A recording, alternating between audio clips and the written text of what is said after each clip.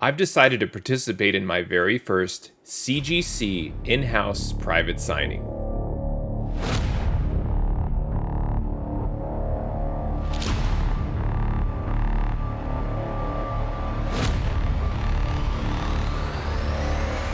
Hey there, today I have a CGC submission video, and in this video I'm going to talk about how I am preparing for the Todd McFarlane in-house private signing that is coming up soon here with CGC. And I'm going to send in 5 books to get signed by Mr. McFarlane. Been a longtime fan of his, and now that I've kind of made the decision to participate, I'm super excited. I can't wait to get these books back. And in this video, I'm going to go through how I created window bags, specifically just kind of walking you through the tools that I use to create a window bag and show you how I actually put one together for one specific book and talk about just kind of what I learned in the process. I had sort of, based on what other people were talking about, I had just sort of assumed or thought that the creation of the window bags was not fun or was rather tedious. It's really not that bad. It takes a couple of minutes. I think that most of what I learned in this process is you need to research the most appropriate spot for the creator to sign the book, or the proper or most expected. I guess this was something that I struggled with, honestly, because I just felt like, well, if I'm having him sign the book in the same place that he's always signing it, it sounded a little boring or felt a little boring. I'm not quite sure, but then I was like, okay, if this is sort of the common spot on this specific book that they sign, okay, then I just kind of had to create the opening in the comic book bag in that spot. But that was really, for me personally, the most time consuming was for each of the books that I'm going to submit, try to determine based on past sales, other books that I can see online, just doing Google searching for that particular book in a signature series, and trying to just figure out where is that isolated spot that is probably, I guess, what the consensus feels like is the most appropriate spot on the book to sign. So the books that I chose to send in, I'm going to show these 4 kind of all together. This is Spider-Man number 13, 2 copies of Spider-Man number 1, and Spawn number 8. This is, I guess I've got sort of a thing for that McFarlane Spider-Man number 1 pose or homage. It was interesting just to kind of see, as I was doing the research, just like I said, what is the most appropriate spot to have him sign the book? Like in this particular one for Spawn 8, I even saw some of his signature, some of the signatures on the book, I should say, down here at the very, very bottom. And I wanted to create an opening that was large enough for him to sign the book, certainly, but I know sometimes it was just sort of analyzing the signature itself. And when he does sign, sometimes he'll even draw vertically down on some of the lettering. So I wanted to leave some space there. And then lastly, I just wanted to let him be a little bit creative. And I didn't want to box it in too tight, because if for some reason, especially on these Spider-Man number 1 homages, the Marvel books, like this one, like he's basically signing it right in the crotch. And I don't know if, I'm sure he's signed countless numbers of these books, so he's used to putting Todd right there in where Spider-Man's goods are. But if for some reason he felt like it was a bit more appropriate to sign maybe right here in the middle or even just underneath, and now I'm getting uncomfortable with my finger here on the book itself. So I wanted to give a little bit of creative freedom. So that's kind of what I decided to do here, is create a space that was large enough. And this one is actually, I think, a little bit wider. So it'll be interesting to see if he picks the same spot. But I wanted to let Mr. McFarlane have a little bit of flexibility. But, I didn't want him signing over the trade. I didn't want him signing on Spider-Man's face. So I just kind of centered this in the book. But I made all of these myself. And what I'm going to do now is I have one more book to work on. So I'm going to create that one from scratch. I'm going to show you the tools that I used. It's really not that bad. It takes a couple of minutes. I contemplated ordering the window bags from CGC, but they were way too expensive, and this is far cheaper even after you purchase the tools. It's way better just creating the bags yourself. So let me show you how I created the window bag, and I'll walk you through my process. Okay, so we're going to create a window bag for sending a comic book into a CGC in-house private signing event. They require that all of your raw books get sent in with a window bag.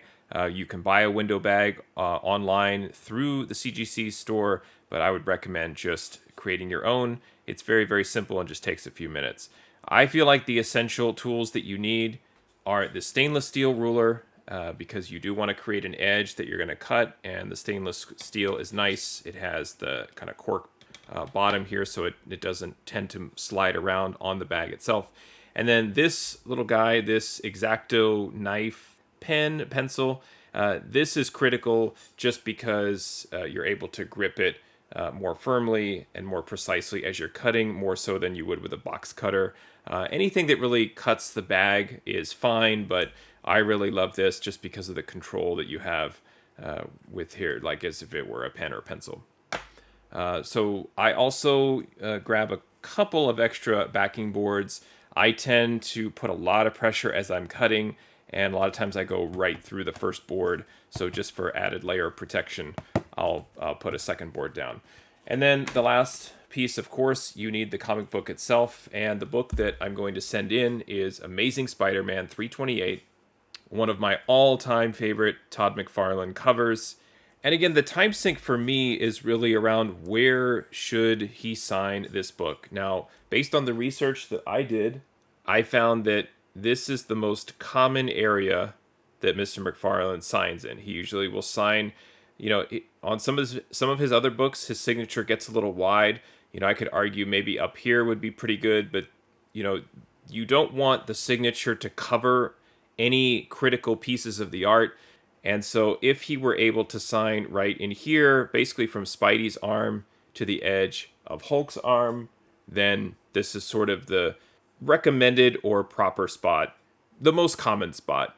Honestly, you could have him sign wherever you want. It's your book, but I'm trying to see, based on what other people are doing, what the better area is. So the first thing that we want to do is mark off that area with painter's tape. So I'm just going to tear off several pieces, and then I'm going to take the one edge of the painter's tape and sort of mark, like he's not going to sign over the word balloon here. So I'm going to put it right about there. And then you're just going to make a rectangle. And same thing. Probably not going to have him sign down here or in this little corner box area. So I just put this right at the bottom of the book. And then you'll just line up the edges here with some additional tape. So, like I said, probably right there to the, like not in the red of Spider-Man. So right about there. And then the last piece will go near the spine. Just like that. So right along the spine. Now you might say, all right, that's not a whole lot of room for the signature to go, and you'd be right. So what I'm going to do is plan on cutting a wider window, but still kind of keeping Hulk's right arm sort of in focus as the spot.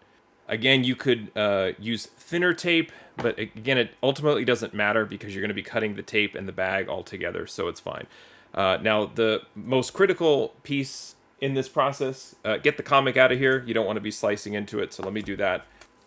And then also a little tip, if you write the grade on the back of the backing board, that just lets the grader at CGC know that the book is already a 9.8, so you don't have to worry about really grading it. Just get that 9.8 slab ready to go and put the comic in there for me.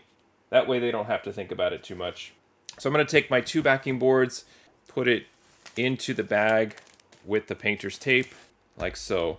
Then what I like to do is I want to mark on the painter's tape itself where I want to start making the cuts. So this is where the ruler also comes in handy, because I can line up exactly and precisely. Now, like I said, I wanted to create a little bit of a wider space here. So I'm going to mark around a 1/2 inch there, And let's go 4.5. So half to 4.5 over here. And then same thing, I'm gonna go as far as I can, maybe right here. Don't want to get too much into where Spider-Man is, so I'm gonna go maybe somewhere in between. And then again, measure about half to 4.5. And then I've created those 4 dots where it helps me line up the knife here. So then I'm gonna take the ruler and line it up as best I can, but also just I'm trying to go a little bit wider in the space, so maybe even about right here is okay. And then I'm going to put a lot of pressure, maybe not straight down, just slightly at an angle, but I'm going to get the point right by that dot, press down really hard. Like on a scale of 1 to 10, my pressure is probably a 9 out of 10. And then my pressure on the ruler is at 10, I'm holding everything in place, and I'm just sliding this against the ruler down to the dot, and I'll just do that 4 times. Okay, same thing in this direction. Just pressing really, really hard on the ruler and then just sliding the knife along the ruler. Now on this side, this is the side with Spidey, so I'm going to get in a little bit tighter along the dots. Make sure I get a really, really nice cut here all the way through. And then I've got one more to do on that. And as far as like how straight the window is, it doesn't really matter, which is kind of nice. You can just kind of eyeball it and make your decisions as far as how straight and how precise that rectangle is. And then once your cuts are done, you can simply lift off the window, and it may get caught a little bit, maybe if the cut isn't as precise, and you can just kind of tap at it with the knife. I prefer to do that than pull it, but when it's that close, you just kind of work on that corner until it gives away, just like that. And there's the window. So now the window's a lot bigger than where we started. So that's where the thickness of the tape doesn't really matter so much. You can also do this where if you want thinner tape or you want a thinner line, I have this self-healing X-Acto cutting mat. You could also right here on the mat just put a piece of tape down and cut it at any angle that you want and make it cut that way. It doesn't really matter to me. So now that I've got this, I can replace the 2 backing boards that I put in the bag. And you can see, like, I applied so much pressure with the knife that I cut right through the board. So that's why I have an additional one in there that I also cut through, because then you're starting to slice through the back of the bag, and then you'd have to redo it. So you could even go 3 deep if you wanted, but 2 is fine. Then I will grab the book along with the backing board. Try to remember to put the cap back on the knife so you don't cut yourself. And when I can, and when I can afford it, because they aren't cheap, they run probably about $1 each now, I will use a full back. It just adds that extra protection. And I figure if regular backing board costs you 5 cents or 10 cents, then what's another 95 or 90 cents for a full back to make sure that your book gets to CGC with as much protection as possible. All right, so now I'm going to slide it in. As I slide the backing board in, you can notice one thing as well. I'll do this with the board. It'll get caught right there. So you don't want that to happen to your comic. So what I'll do is I'll push the board up a little bit and grab this part of the bag and let the board kind of just fall down, or push it down with my other finger until it gets down there nice like that. So you want to do the same with the comic, except you're not trying to grab the comic. You're just kind of let gravity help you out there. But I'm going to place the comic in here very carefully, and then before it gets to the bottom, I'm going to catch it. And again, I try and use also painter's tape here so that you don't get that nasty Scotch tape pull on accident. But this is the tricky part. So if you just push the book down, it's going to create some creasing here. So what I do is I push the backing board up just a little, and then I kind of hold on this and pull it back.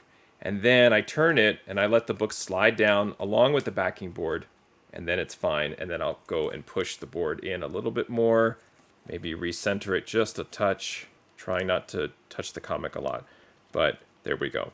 Now I'll just go ahead and pull the back of the bag on so that I've got the tape. And there is the window bag with the much larger space. So now he has some room to work with. Again, I don't expect him to draw on Spider-Man's face. And this is where you can also kind of mark with an arrow, because it doesn't matter. It doesn't have to be super precise. I didn't want to have a window like this, because then he's going to be forced to write in here. If he ends up putting, TODD and then McFarlane here, and it gets on Spidey a little bit, that's fine. I didn't want to create such a super small window. If you have any exact precise requirements, you can always do something like this with arrows. And I would recommend doing that before you cut the window, because if you swipe and miss, then you've drawn right on the comic. But you can also do it after the fact here if you're very, very careful, where you're kind of indicating where you want the signature to go. Just like that. And there is your window bag for submitting books to a CGC in-house private signing. Thanks for watching, happy collecting, and see you next time.